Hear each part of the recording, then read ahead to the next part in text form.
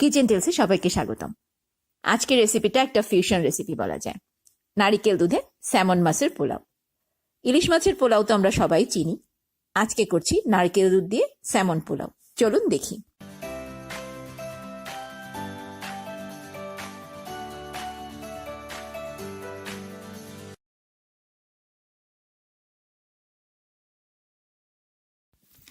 আজকে আমি পোলাও করছি 2.5 কাপ চাল, মানে 400 গ্রামের মতো চাল এবং 4 টুকরো মাছ, 600 গ্রাম স্যামন মাছ 4 টুকরোতে।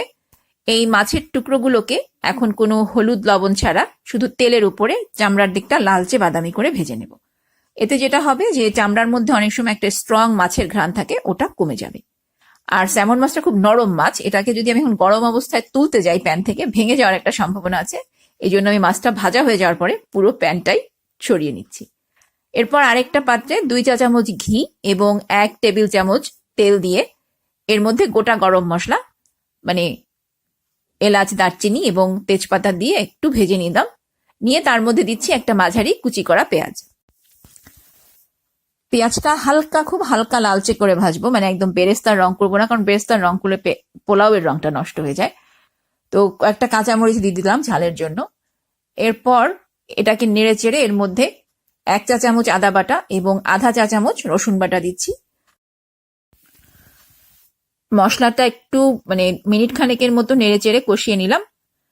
এরপর এর মধ্যে 1 চা চামচ দিলাম লবণ আর খুব সামান্য, মানে 2-3 টেবিল চামচের মতো গরম পানি দিয়ে পুরো মশলাটা 2-3 মিনিট কষিয়ে নিচ্ছি, যাতে আদা রসুনের কাঁচা ঘ্রাণটা চলে যায়।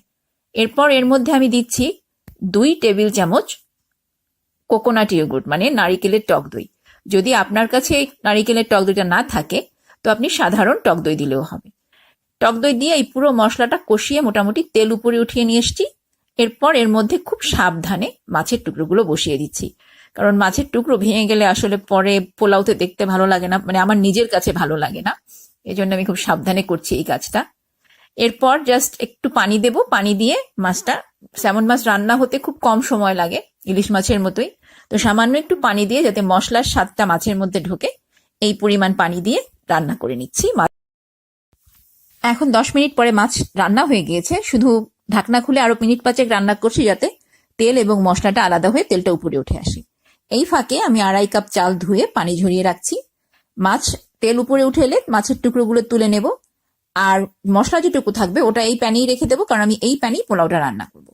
তো এই মশলার মধ্যে এখন 1 কাপ ঘন নারিকেলের দুধ দিয়ে দিচ্ছি, আর এর সঙ্গে দিচ্ছি আরো 2.5 কাপের মতো পানি, মানে 3.5 কাপের মতো লিকুইড সব মিলিয়ে এখানে দিচ্ছি। এবং মশলার মধ্যেও তো কিছু পানি আছে, এই সমস্ত মিলিয়ে আর কি 3.5 কাপ 4.5 কাপের মতো লিকুইড হবে।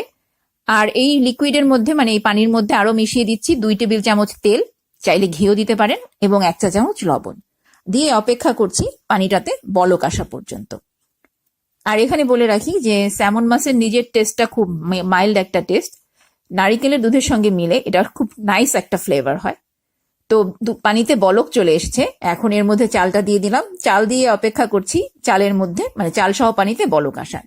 তারপর এর মধ্যে একটা সুগার কিউব দিয়ে দিলাম, চাইলে আপনি আধা চা চামচ চিনিও দিতে পারেন। এরপর ঢেকে দিচ্ছি, ঢেকে দিয়ে অপেক্ষা করছি 5 মিনিট। 5 মিনিট পরে যখন পোলাওতে একদম সম্পূর্ণভাবে বলক চলে এসেছে, তখন এটাকে খুব হালকা হাতে একবার নেড়ে দিয়ে ঢেকে দিচ্ছি। ঢেকে দিয়ে এতক্ষণ হাই হিটে ছিল, এখন মিডিয়াম আঁচে রান্না করব 10 মিনিট। 10 মিনিট পরে দেখেন যে পানিটা ঘন হয়ে চালের গায়ে একদম মিশে মিশে গিয়েছে, আর চালগুলো প্রায় 70 to 80% রান্না হয়ে গিয়েছে। এখন এই পর্যায়ে এসে আমি একবার লবণ চেক করে তারপর মাছের টুকরোগুলো এখানে পোলাওয়ের উপরে সুন্দর করে বিছিয়ে দেব। এখন হচ্ছে পোলাও দমে দেওয়ার পালা। দমে দেওয়ার আগে কাঁচামরিচ আর পেঁয়াজের বেরেস্তা দিয়ে অ্যালুমিনিয়াম পেপার দিয়ে ঢেকে তার উপরে পটের ঢাকনাটা বসিয়ে 20 মিনিট খুব হালকা আঁচে দমে দিয়ে দিচ্ছি। 20 মিনিট পরে চলুন দেখি কি অবস্থা। এই যে দেখেন, দারুণ মজার, খুব ঝরঝরে, এবং মানে কি বলবো, ঘ্রাণে এই মুহূর্তে পুরো রান্নাঘরটা ভরে আছে। ভীষণ সুস্বাদু এই পোলাও তৈরি। চলুন আপনাদেরকে একটু সাইড থেকে তুলে দেখাই যে কিরকম ঝরঝরে হয়েছে। এই যে দেখেন, প্যানের একদম নিচ পর্যন্ত চলে যাচ্ছে আমার হাতের খুন্তিটা, যে একদম কিচ্ছু লেগে নেই, এতটাই ঝরঝরে হয়েছে। তো আপনাদের কাছে অনুরোধ থাকবে রেসিপি ভালো লাগলে কমেন্ট করে জানানোর, চ্যানেল সাবস্ক্রাইব করবেন প্লিজ। আপনাদের সঙ্গে খুব শিগগিরই নতুন কোনো রেসিপি নিয়ে আবার দেখা হবে। ততদিন পর্যন্ত ভালো থাকুন, সুস্থ থাকুন।